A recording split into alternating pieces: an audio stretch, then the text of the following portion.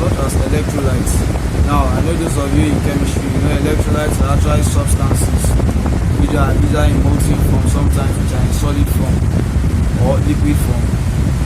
These substances, they actually do allow electrical currents to actually pass through them as to create certain chemical reactions between substances to dissociate ions, which are either positive ions or negative ions. Okay, so you kind of various aspects. What's up, YouTube? Welcome back Beyond the Matrix. This is another special video thing on the history and presence of science. Let's dive into this. Remember to hit the like button, drop your comments down in the comment box below. Tell me what you think about this video, guys. Subscribe to the channel to help you grow. And you need a subscription, guys. Hit the notifications bell so you get notified when I release a new video. Now let's dive into this. Coming soon, I'm gonna get ya. Don't be late, I need you soon. Haven't seen you for a long time. I just want to hold you close. Coming soon. Delve into their parts. So now we are continuing with our French mathematician here, Laplace, which is really equation. Here he was talking about the three-dimensional equation. This three-dimension, we are talking about length, breadth, the height, length, and the breadth. So now looking at this now, he gave an equation with second derivative of capital R over second derivative of x plus second derivative of capital R over second derivative of y plus second derivative of capital R over second derivative of z. So x and y are talking about the length and the breadth, the height in z. Okay, this is equals to 0. So by further moving on to further solve it, he came on to give an equation which is Laplace operator, Laplacian operator square capital R times capital R, which is equal to second derivative of capital R over the second derivative of small r plus 1 over small r to first derivative of capital R over first derivative of small r plus 1 over r squared second derivative of capital R over second derivative of theta squared plus second derivative of r capital R over second derivative of z. So now theta here is talking about an angle, z is talking about height, and r is talking about the radius, which is equals to 0. So this involves motion of a system in a coordinate system with angles. We are dealing with angles the way moving in an angle manner. This is the equation as you are seeing, which is the equation which is given. So although we would have done more into this, but actually it's for those that are in mathematics field, so that's not really what we are talking about. We are just looking at the history to see more about what the mathematician themselves actually did, trying to help the physicists, philosophers to understand what we do. Okay, and these formulas were used to actually calculate, to predict events.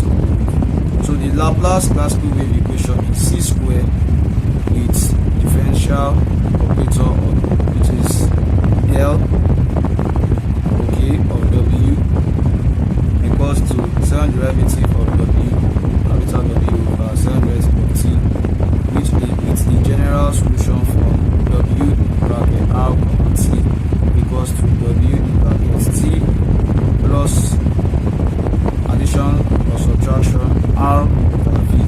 Thus C squared change in V is equals to second derivative of capital W over change in W. C squared second derivative of W equals to second derivative of capital W over second derivative of T is C squared, then the whole bracket, Laplacian operator, then in brackets, as you're seeing it on the screen, the Laplacian operator with dot product capital W close bracket minus your Laplacian transform times the curl or the scalar products in brackets Laplacian operator with cross product or scalar product capital W close brackets the all bracket close, then it is equal to second derivative of capital W over second derivative of T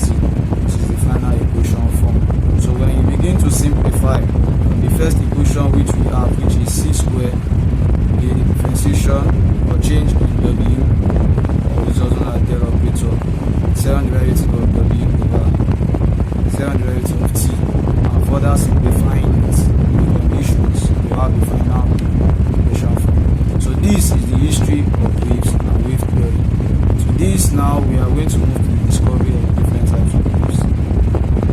So discovery of different types of waves. The discovery of the different types of waves came to be through the input of many scientists and experimenters, in which research took place in the field of electricity and researches in the field of light and research in passive waves.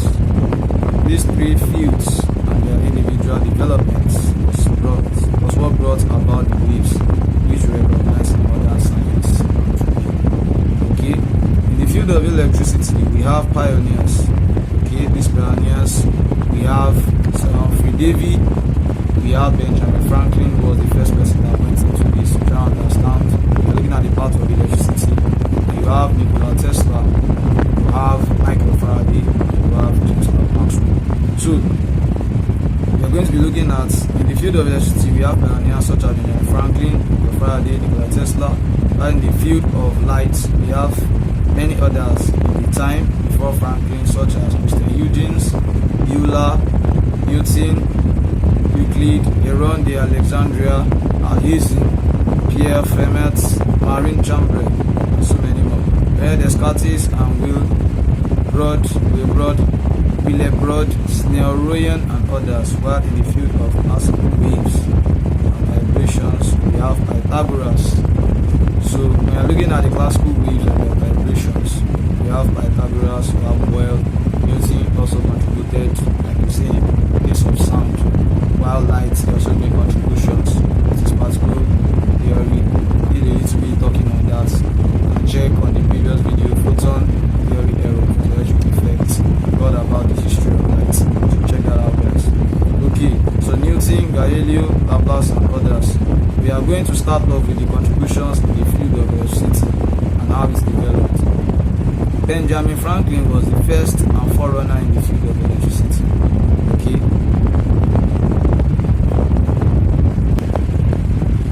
So he was a curious man who wanted to understand what electricity was. From the way electricity behaved, it was recognized to be similar to lightning. So at that time, it was already a generally known idea that electricity and lightning must be of the same type of substance or same origin, because they behave too similarly. Their behavior was very, very similar.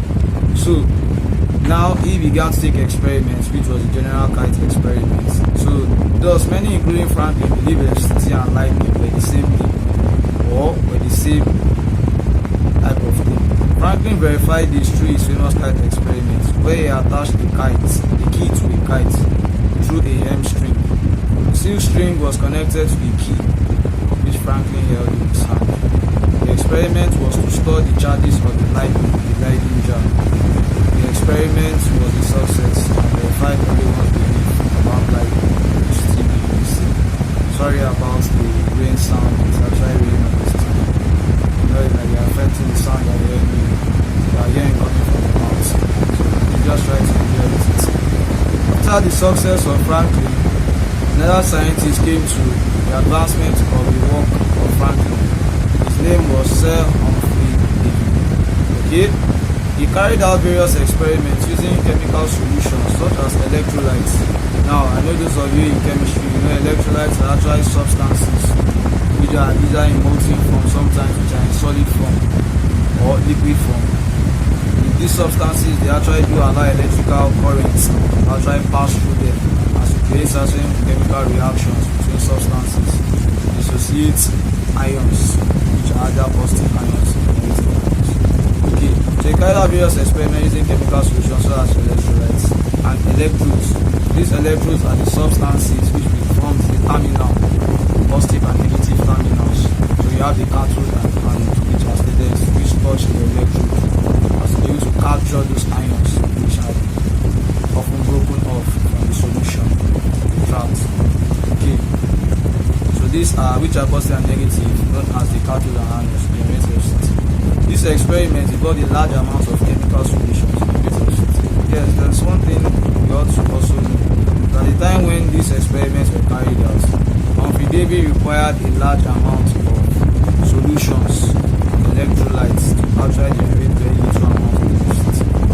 So there was thus need for way, but as at this time it was a step further from what Franklin had discovered. But many were still on that race as to understand what waves were, and maybe there will be secrets of the answer of the electricity.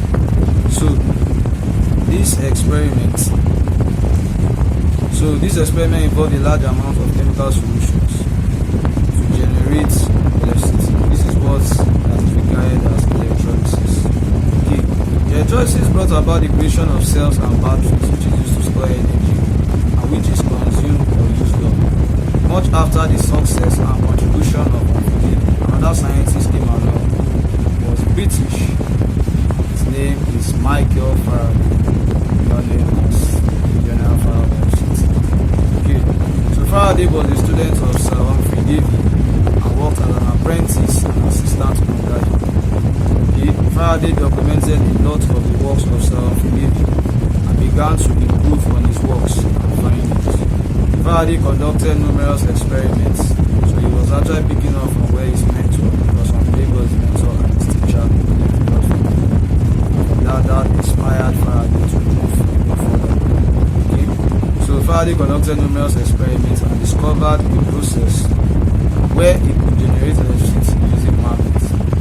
This process in turn electromagnetic electrode. So this idea now, through his experiment, brought about what this electromagnetic induction. You look at electromagnetic fields now. Electromagnetic induction is talking about a process whereby I bring a magnet to a coil to bring current. So that move magnets now there is a motion. Actually going to be causing currents to flow, current to be observed moving in the coils. Okay. This experiment involves the use of moving magnets in the coil circuits, which shows a rise in the current flow in the coil. The magnet moves closer to the coil. The current was observed to reduce or decrease as the magnets moved away from the coil, but no current when the magnet was stationary. This experiment showed that magnetism was closely related to electricity. Through this experiment, Faraday discovered that there was not much need of magnets to generate a high amount of electricity compared to the electrolysis process of cells and batteries. So, if you notice from what Faraday was able to factor out, or what he was able to discover through this process of electromagnetic induction, compared to what Humphrey Davy, who was his teacher, had discovered using electrolytes, a system called electrolysis. It didn't require much magnets to actually generate a higher amount of electricity compared to his teacher, who despite using numerous amount of electrolytes or chemical solutions, was still only generating little amount of electricity. Okay. So this discovery brought about the creation of the electric motor, the work of electromagnetic induction. The first electrical generator, the first dynamo, and the first electric transformer. Faraday repeated Ørsted experiment of current flowing in a wire and placed small iron fibers around it, and noticed when the current passed, the metals formed concentric circles around the wire. This experiment verified Faraday's belief that electricity was the same as magnetism. From this experiment, introduced the concept of lines of force and fields as to explain the observations of the experiment, as to abandon the field theory of electricity.